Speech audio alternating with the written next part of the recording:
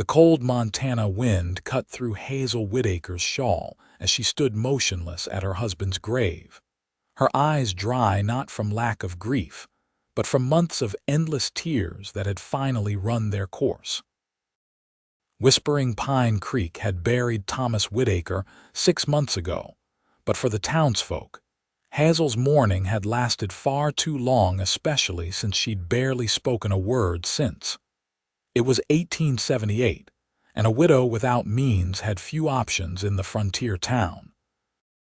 At 26, Hazel should have been seeking another husband, according to the whispers that followed her through town. Instead, she walked silently between her small inherited cabin and her job at Thornton's general store, her downcast eyes and perpetual silence becoming the subject of cruel speculation. She was always strange, even before Thomas passed, Martha Jenkins murmured to the other women as Hazel arranged a display of canned goods. I've never heard her string more than 3 words together. What kind of woman hardly speaks? A simple one, that's what, replied Ida Sullivan with a sniff. Thomas was a saint to marry her. Poor man probably died just to escape the silence. The words stung, but Hazel had learned long ago that responding only invited more cruelty.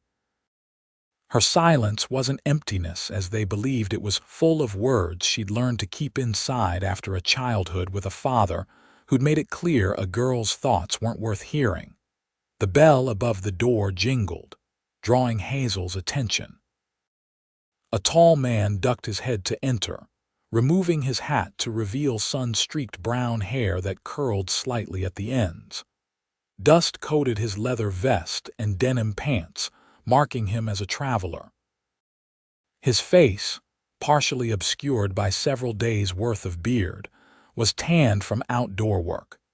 But it was his eyes that caught Hazel's attention, clear, blue, and observant, taking in the store's contents with a methodical sweep before landing on her. "Madam," he said with a slight nod before approaching Mr. Thornton at the counter. "Zeke Dawson," he introduced himself. "Looking for work. Heard the Double Bar Ranch might be hiring."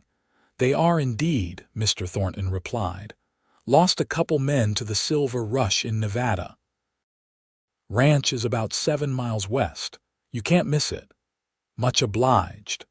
The stranger Zeke glanced at Hazel again, his gaze lingering a moment longer than necessary before he turned back to Mr. Thornton. "I'll need some supplies before heading out there. Tobacco, coffee, ammunition for a Winchester." As Hazel gathered the items, Martha and Ida continued their whispered conversation, not bothering to lower their voices enough. "Even the simplest woman should have found another man by now," Martha said. "It's not natural, her living alone out there." "She'll end up one of those mad women who talk to themselves," Ida replied with a cruel laugh. "Though in her case, it might be an improvement." Hazel's hands trembled slightly as she placed the tin of coffee on the counter, but her face remained impassive, eyes focused on her task. Zeke Dawson's voice cut through the whispers. "Ladies," he said, his tone casual but firm. "I've been riding for 3 days with nothing but my horse for company. If silence is a fault, I must be the most wretched man alive." The women fell quiet, surprised by the stranger's intervention. Hazel glanced up, meeting his eyes for a brief moment before looking away, a flush creeping up her neck. "That'll be $2.17, Mr. Thornton told Zeke, breaking the awkward silence. The cowboy paid, gathered his supplies, and tipped his hat to Hazel before leaving. She watched him go, wondering at the strange feeling in her chest, like a breath held too long finally released. That evening, as Hazel walked the mile back to her cabin at the edge of town, she heard hoofbeats approaching from behind. Stepping to the side of the road, she kept her eyes lowered as the rider slowed beside her. "Evening, madam." It was the cowboy from the store. "Zeke Dawson. Don't mean to disturb you, but it'll be dark soon. Would you allow me to escort you home?" Hazel hesitated, then gave a small nod. They continued in companionable silence, the only sounds the creak of his saddle and the soft thud of his horse's hooves on the packed dirt. "Got the job at Double Bar," he said after a while. "Foreman seems a fair sort. Bunkhouse is crowded, though." Hazel nodded again, glancing up at him briefly. "You don't talk much," he observed, but unlike the townspeople, there was no judgment in his voice. "That's all right. My pa used to say still waters run deep." When they reached her cabin, Hazel paused, then spoke for the first time. "Thank you." Her voice was soft but clear, like water over smooth stones. Zeke smiled, the expression transforming his weathered face. "My pleasure, Mrs. Whitaker," she supplied. "Hazel Whitaker, Mrs. Whitaker." He tipped his hat. "Hope to see you again." As he rode away, Hazel stood watching until he disappeared around the bend. Something had shifted inside her, like ice beginning to thaw after a long winter. Over the next few weeks, Zeke made a habit of meeting Hazel after work when his duties at the ranch allowed. Their walks were mostly silent, but gradually Hazel began to speak a few words at first, then short sentences, her voice gaining strength with each conversation. One evening, as autumn painted the aspens gold, Zeke dismounted to walk beside her. "Been meaning to ask," he said, leading his horse by the reins. "The ladies in the store, they always that unkind?" Hazel's hands tightened on her basket. "Since Thomas died, before too, but worse now." "Because you don't chatter like they do," she nodded. "They think I'm simple, or proud." "I'm neither." "Then what are you, Hazel Whitaker?" His question was gentle, curious. Hazel considered this, taking her time as she always did with words. "Careful," she finally said. "Words matter, I don't waste them." Zeke smiled. "Wise woman." They walked a few more steps before he added, "My mother was like you. Said little, but when she spoke, everyone listened. Pa said he fell in love with her silence first, said it was restful, like shade on a hot day." Something warm unfurled in Hazel's chest at his words. No one had ever described her quietness as anything but a defect. As they neared her cabin, Zeke cleared his throat. "Ranch is having a harvest gathering on Saturday. Music, dancing, food. Would you consider coming as my guest?" Hazel stopped walking, surprised by the invitation. The thought of a social gathering filled her with dread, but Zeke's hopeful expression made her hesitate. "There'll be plenty who don't talk much," he added quickly. "Cowboys aren't known for conversation, and I'd make sure no one bothered you." Hazel took a deep breath. "I haven't been to a gathering since Thomas." "It's been 6 months, hasn't it?" She nodded. "Too soon." His voice was understanding.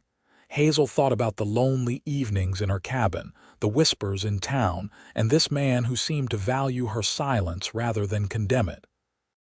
"No," she said finally, "not too soon. I'll come." His smile was like sunrise. "I'll pick you up at 5. Saturday arrived crisp and clear.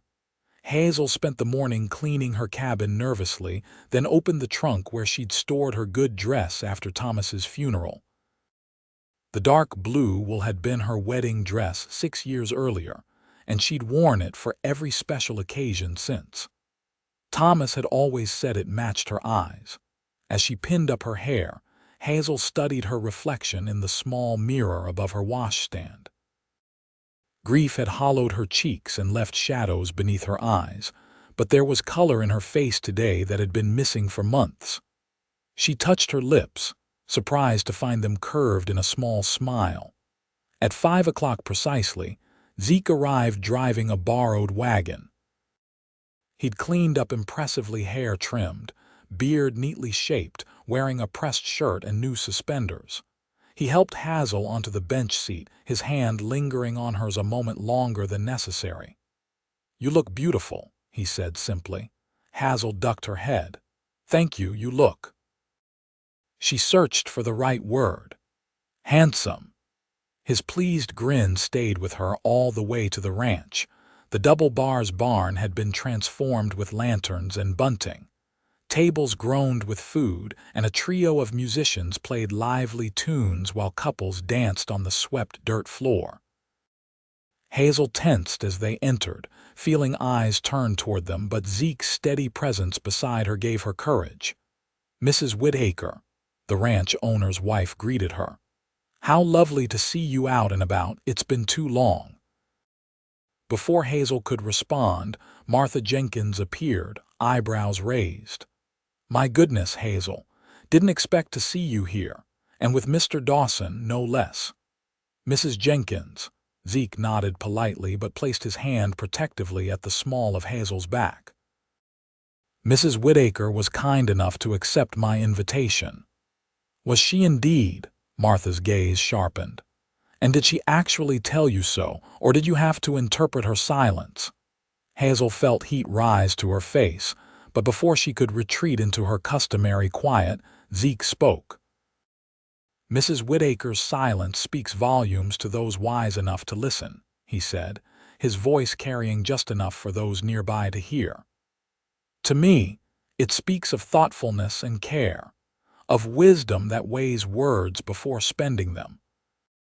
Her silence speaks love to me in a way that endless chatter never could." A hush fell over their corner of the barn. Martha's mouth opened and closed without sound, for once at a loss for words. Hazel stared at Zeke, her heart pounding at the word love and the intensity in his eyes as he looked at her. "Now, if you'll excuse us," he continued smoothly, "I believe this is our dance." He led Hazel to the dance floor as the musicians began a waltz. She hadn't danced since Thomas, but her body remembered the steps as Zeke's strong hand guided her waist. "I'm sorry if I embarrassed you," he murmured as they turned. Hazel shook her head, finding her voice.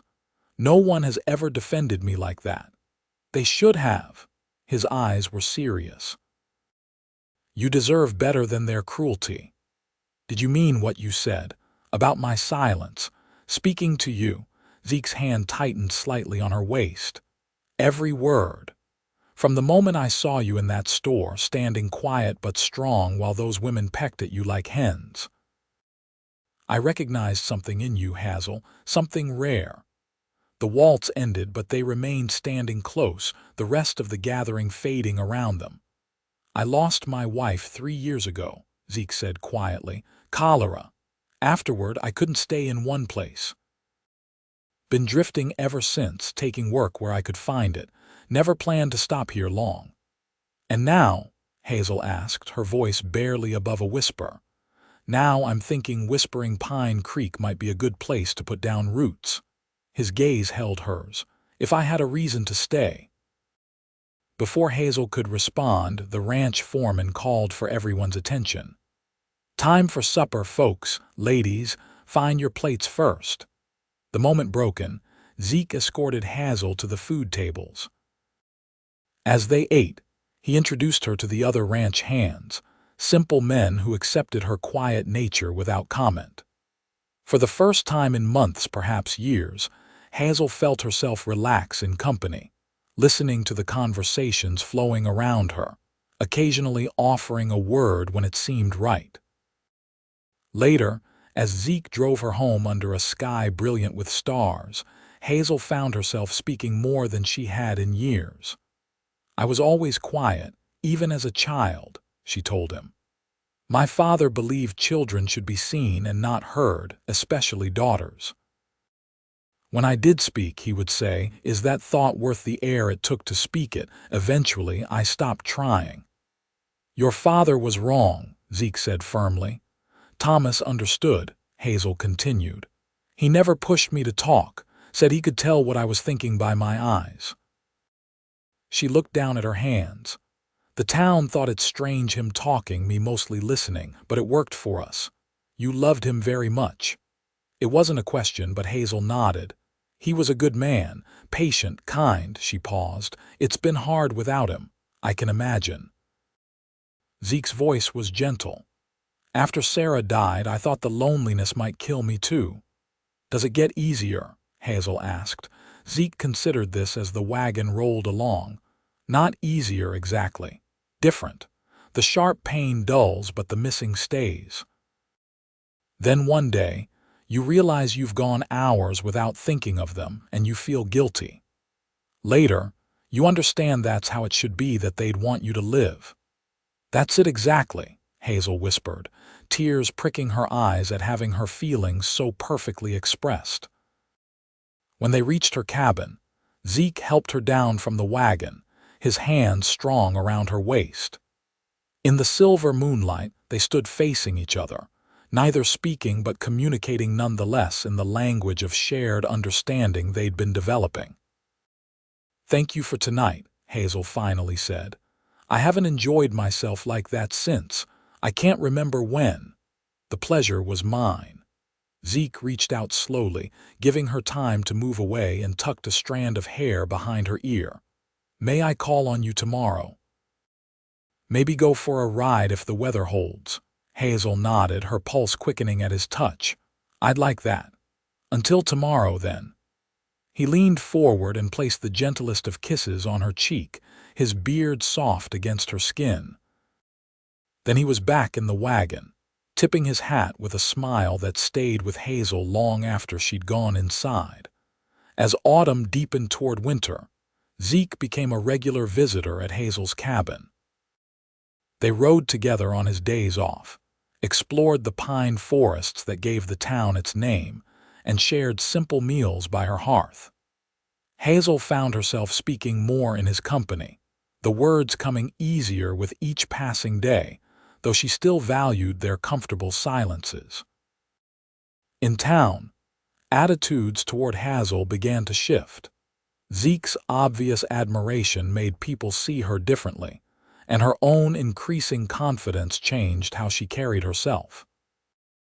Though Martha Jenkins and her circle still whispered, others went out of their way to be kind, especially after Zeke took to escorting Hazel to Sunday services.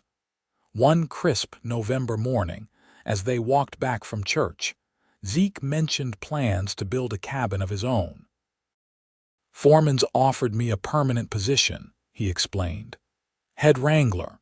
Better pay, my own quarters until spring than help building a place. I've saved some money, enough for a good start." "That's wonderful news," Hazel said, genuinely happy for him while ignoring a small pang at what it might mean for their relationship. Would he still want to spend time with her once he was established? "I've been looking at land," he continued, seeming oddly nervous. "There's a nice parcel for sale, good water, some timber." He stopped walking and turned to face her. "It's adjacent to your property." Hazel's heart skipped. "Is it?" "It is." Zeke took her gloved hands in his. "Hazel, I know it's only been a few months. I know you're still healing from losing Thomas, but I need to speak plainly about my intentions." She nodded, unable to find words as hope and fear tangled in her chest. "I'm in love with you," he said simply. "Have been almost from the start. I don't expect you to feel the same yet, but I want you to know that I'm staying in Whispering Pine Creek because of you. And I'm buying that land in hopes that someday, maybe, you might consider joining our properties together, joining our lives." Tears filled Hazel's eyes, not of grief this time, but overwhelming emotion. "Zeke, you don't need to answer now," he hurried to add. "I know it's soon. I just wanted you to understand why I'm settling nearby. Take all the time you need." Hazel looked at this man who had walked into her silent world and filled it with light, who valued her words because she used them sparingly, who had never once tried to change her.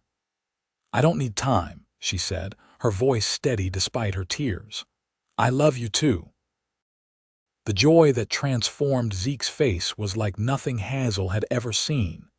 He lifted her off her feet in an embrace that made her laugh out loud, drawing surprised looks from passers-by.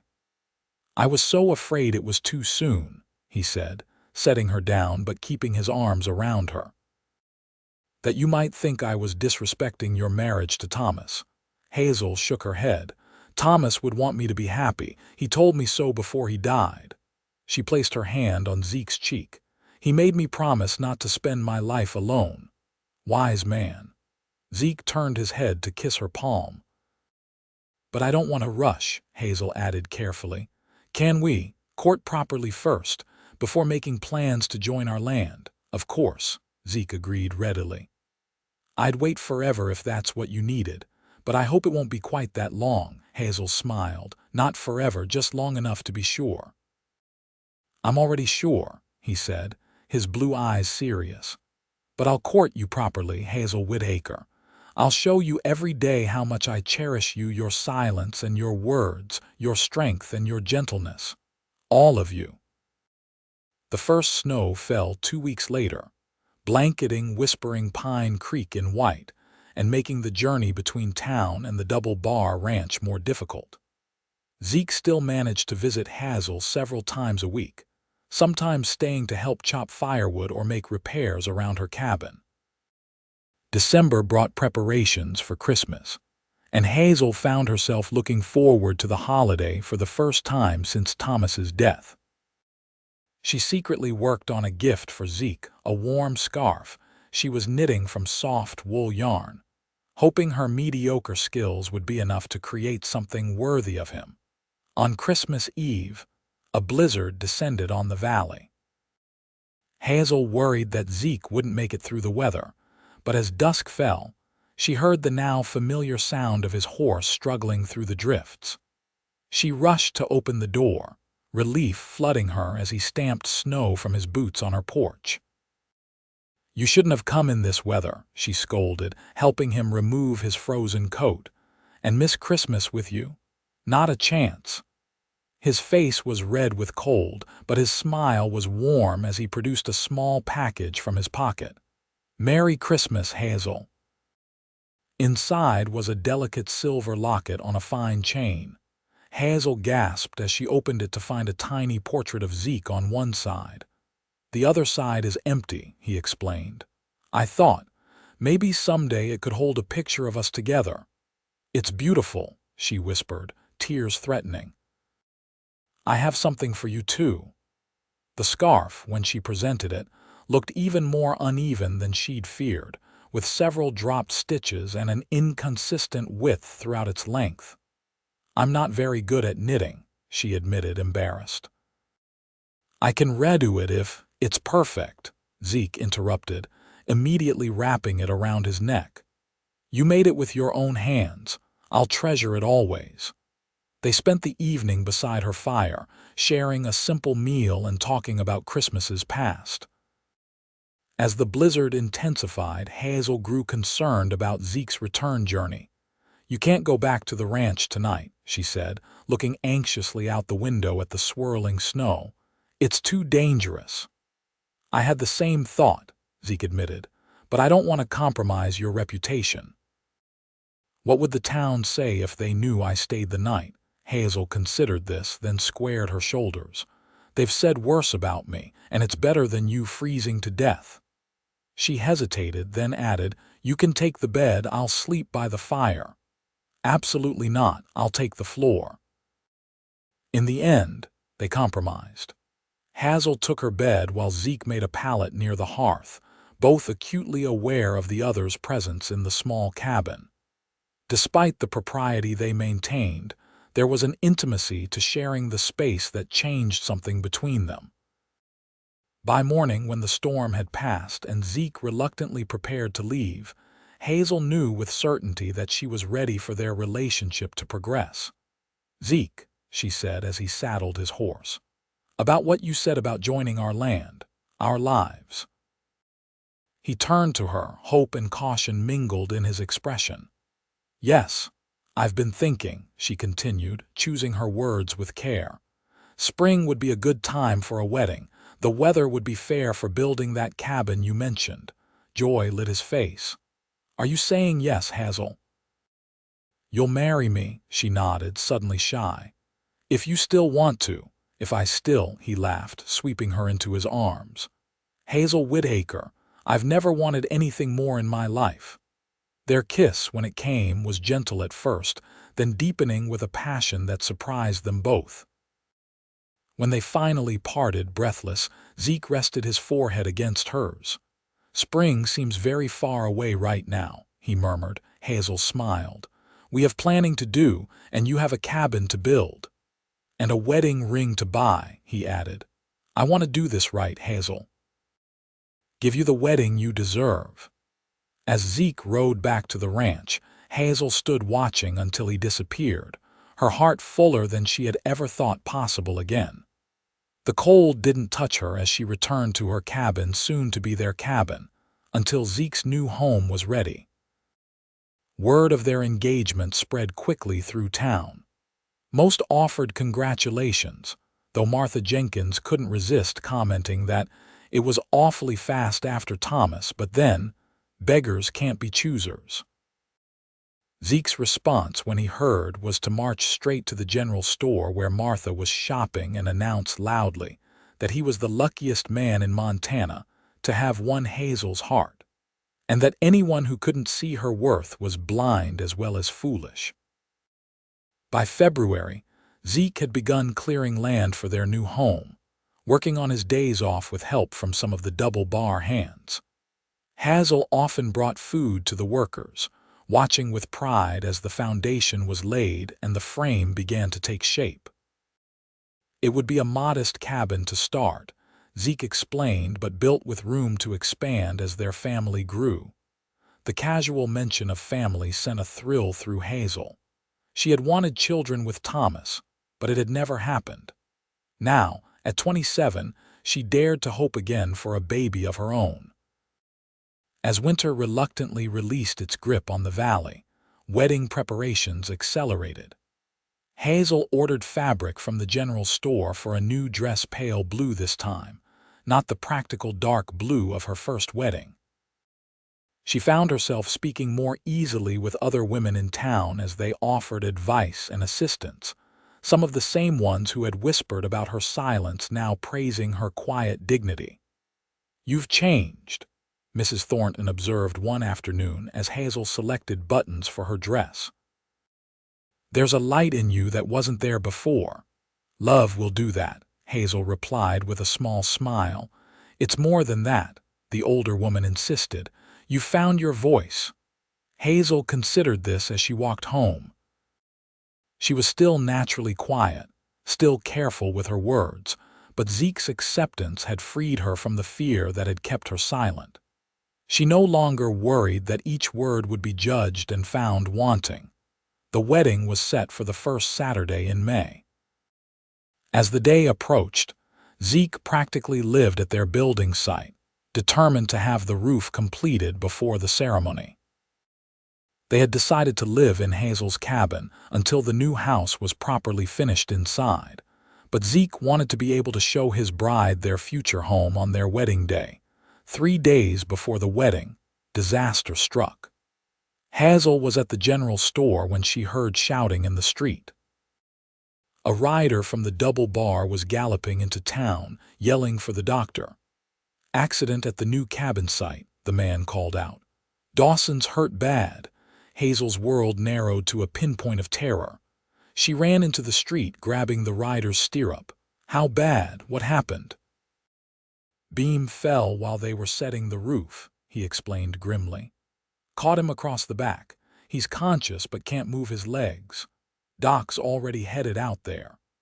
Without hesitation, Hazel hitched a ride with Mr. Thornton, who immediately closed his store to drive her to the building site. The journey seemed to take forever, each bump in the road magnifying her fear. When they finally arrived, a group of men stood solemnly around a makeshift stretcher where Zeke lay pale and still. "Hazel," he whispered when he saw her, attempting a smile that turned to a grimace of pain. She knelt beside him, taking his hand. "I'm here. You're going to be all right." The doctor's face told a different story. "The beam crushed several vertebrae," he explained quietly. "I've given him morphine for the pain, but he needs to be moved somewhere I can treat him properly." "My cabin," Hazel said immediately. "It's closest." With painful slowness, the men carried Zeke to a wagon padded with blankets. Every jolt on the short journey to Hazel's home drew muffled groans from him despite his obvious efforts to remain stoic. By the time they settled him in Hazel's bed, his face was gray with pain and shock. The next few days passed in a blur of anxiety.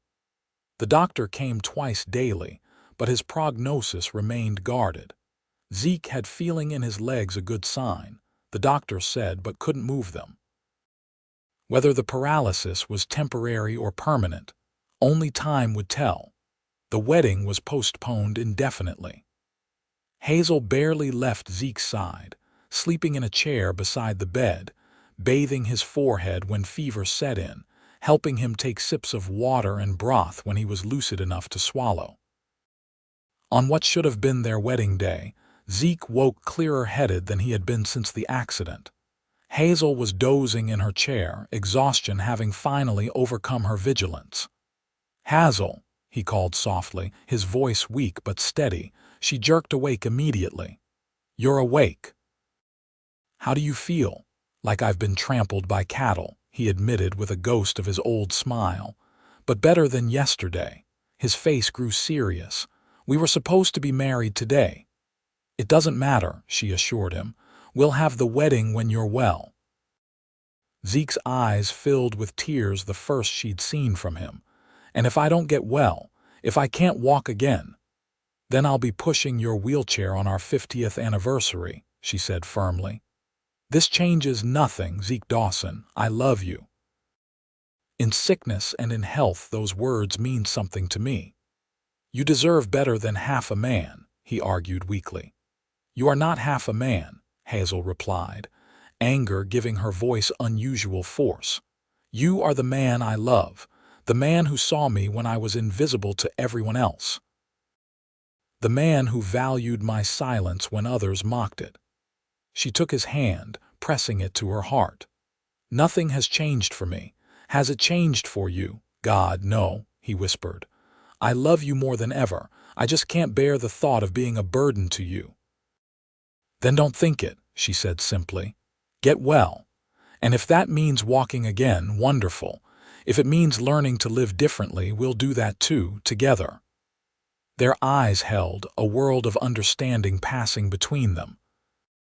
Finally, Zeke nodded, something of his old determination returning to his face. "Together," he agreed. Recovery was slow and painful. By mid-June, Zeke could sit up in bed without assistance.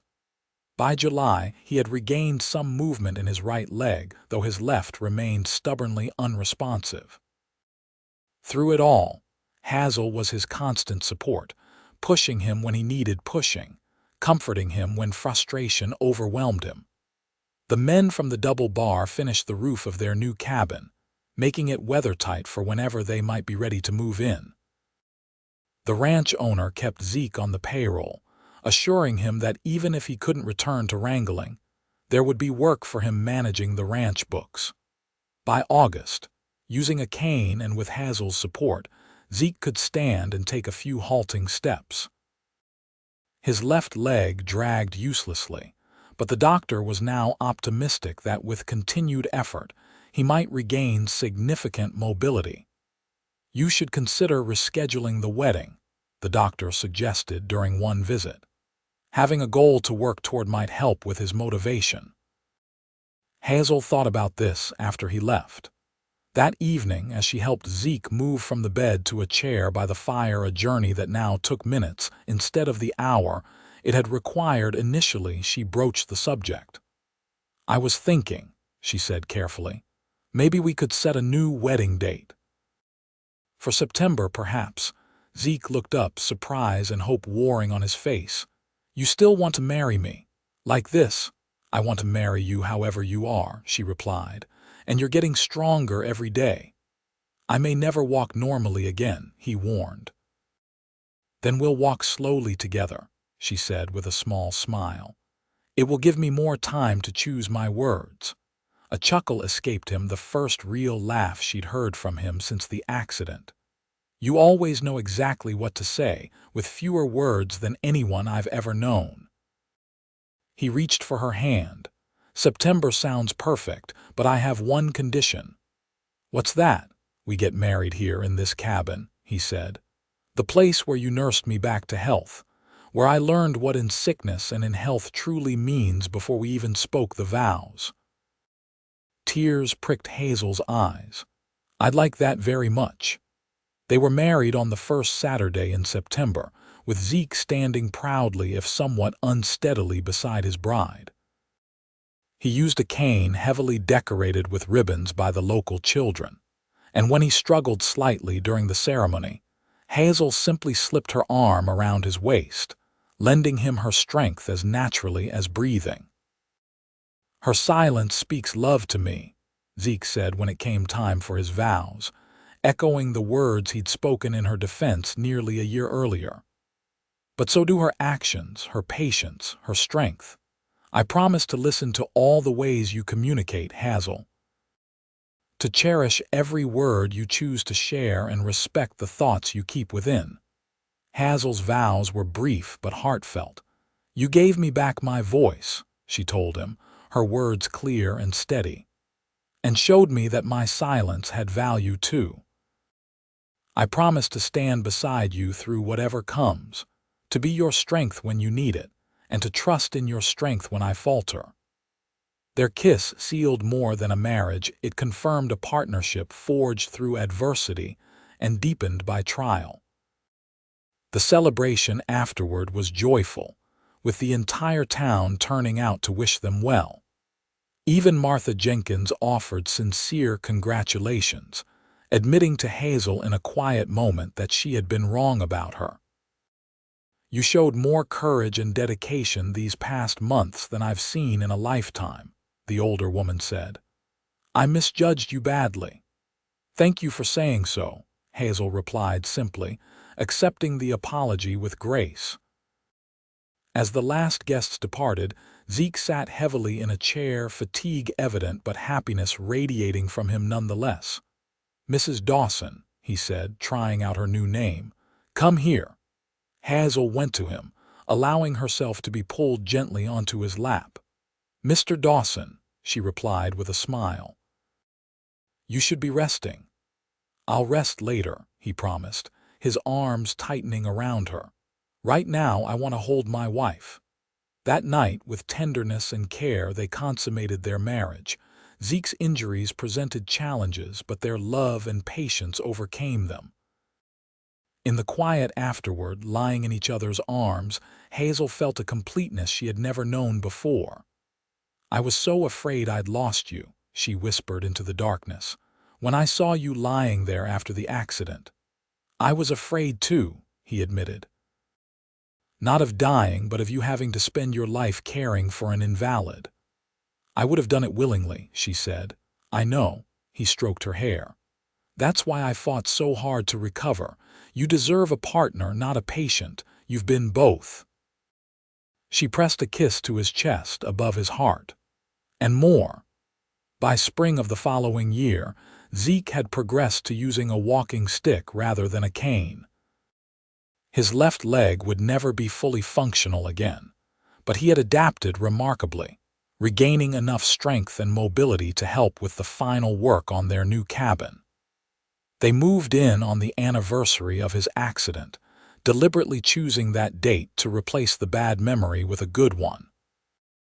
The cabin was everything they had planned: solid, warm, with large windows that filled the rooms with light. Zeke had insisted on building a covered porch where they could sit in the evenings, watching the sunset over the mountains. It was on that porch, as summer bloomed around them, that Hazel shared her news. "I'm with child," she said quietly, her hand finding his as they sat side by side. Zeke turned to her, joy and wonder transforming his face. "A baby, you're sure?" she nodded. "Doctor confirmed it yesterday. Due in January." With a whoop that startled the birds from nearby trees, Zeke pulled her into an embrace, his walking stick clattering forgotten to the porch floor. "A child," he marveled, one hand moving to rest gently on her still flat stomach.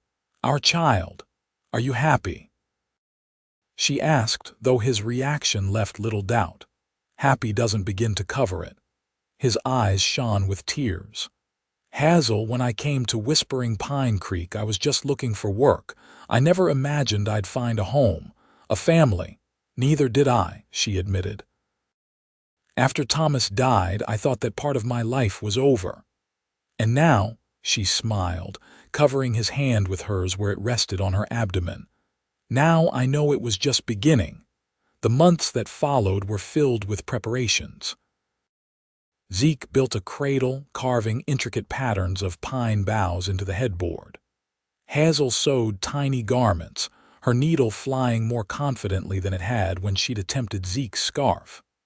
The town, now fully supportive of the couple who had overcome so much, showered them with gifts and advice. Winter came early that year, with the first snow falling in November. By December, drifts piled high around their cabin, but inside all was warm and cozy. Zeke had laid in plenty of firewood, stacking it meticulously within easy reach so he could maintain the fire without straining his weak leg. As Hazel's time drew near, the doctor arranged to stay in town rather than at his usual lodgings 15 miles away. Zeke grew increasingly nervous as January approached, checking and rechecking their preparations, fretting about the snow-blocked roads. What if something goes wrong? He worried one night as they lay in bed, his hand protectively covering her rounded belly. "What if you need more help than the doctor can provide? Women have been having babies since the beginning of time," Hazel reminded him gently. "Often with far less help than I'll have." "But if something happened to you," she silenced him with a kiss. "Nothing will happen, and if it did, worrying about it now won't change anything. Besides," she added with a small smile, "this baby is half yours, stubborn and determined from the start." That made him laugh as she'd intended. Poor child, if that's true. Stubborn from both sides. Their daughter arrived during a fierce blizzard on January 12, 1880. Despite the weather, the doctor made it in time, and Sarah Elizabeth Dawson entered the world with a lusty cry that immediately captured her father's heart. "She's perfect," Zeke whispered, cradling the tiny bundle with awe and terror in equal measure. "She has your eyes. And your determination," Hazel said tiredly but happily.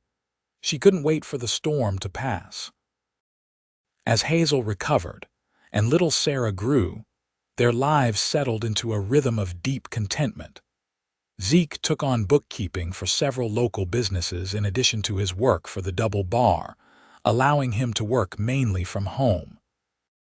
His leg continued to improve, though he would always walk with a pronounced limp and need his walking stick for longer distances. Hazel found unexpected fulfillment in motherhood, her natural quietness making her particularly attuned to her daughter's needs before the child could express them in words. When Sarah began to talk, it was with the same careful consideration of words that her mother displayed, though mixed with her father's expressiveness. "She has the best of both of us," Zeke observed proudly as they watched 3-year-old Sarah playing in the yard, chattering to her dolls but then falling into absorbed silence as she arranged them just so. "And none of our sorrows," Hazel added softly. "That's what I wished for her." Zeke put his arm around his wife, drawing her close. "You were the strongest of us all, you know. Everyone thought your silence was weakness, but it was where you kept your strength all along." Hazel leaned into him, watching their daughter in the golden afternoon light. "I needed you to help me find it, to hear what I wasn't saying. And I needed you to show me how to be still," he replied, "to find home after years of running." Sarah looked up then, spotting them on the porch, and came running with the uninhibited joy of childhood. "Mama, Papa, come see what I made." As they followed their daughter's excited lead, hand in hand despite Zeke's uneven gait, Hazel reflected on the journey that had brought them here. From the depths of grief and loneliness to this abundance of love, from painful silence to the comfortable quiet they now shared, punctuated by words that mattered. That evening, as they sat on their porch watching the sunset, Sarah asleep inside after her busy day, Zeke took Hazel's hand. "5 years ago today," he said quietly. "That's when I first saw you in the general store, the quiet widow everyone underestimated." "I remember," she replied. "You defended me to Martha Jenkins." "Best thing I ever did." He kissed her hand. "Though I was just speaking the truth as I saw it." "Your truth changed everything for me," Hazel said simply. Zeke smiled, the lines around his eyes deepening with genuine happiness. "And your silence spoke volumes to me. Still does." They sat together as darkness fell, no words needed between them. In the comfortable quiet, their love spoke loudly enough. 5 more years passed, bringing another child, a son, Thomas Zachary Dawson, born healthy and strong in the spring of 1885. The family expanded their cabin, adding rooms as needed, their homestead prospering under their care. Zeke's bookkeeping business grew enough that he was able to give up his ranch work entirely, opening a small office in town where clients could meet with him. Hazel, meanwhile, discovered a talent for writing. It began with simple stories for her children, then expanded to submissions for ladies' magazines and eventually a regular column in the local newspaper about frontier life. Her written voice proved as thoughtful and insightful as her spoken one, earning her respect far beyond Whispering Pine Creek. Sarah grew into a confident young girl who combined her mother's thoughtfulness with her father's outgoing nature, while young Thomas showed early signs of his father's determination and his mother's observant eyes. On their 10th wedding anniversary, as they sat on the same porch where they had shared so many quiet evenings, Zeke presented Hazel with a journal bound in soft leather. "For your words," he explained. "The ones you choose to share and the ones you keep for yourself." Inside the cover he had inscribed, "To Hazel, whose silence and words have both been gifts beyond measure, with endless love, Zeke." Hazel traced the inscription with her finger, then looked up at the man who had changed her life with a simple act of understanding. "I never thought I'd find this again," she said softly. "After Thomas died, I believed that part of my life was over." "And now?" Zeke asked, echoing the question he had asked years earlier when she told him of their first child. Her answer came without hesitation, simple and true like all her most important words. "Now I know that love speaks in many languages, and the quietest ones often say the most." Zeke's smile was as warm as the day he'd first told her that her silence spoke love to him. "I'm still listening," he promised, "and always will be." As the sun set on their decade together, Hazel Dawson sat in comfortable silence beside the man who had heard what no one else could, the love in her quiet heart, waiting only for someone wise enough to listen.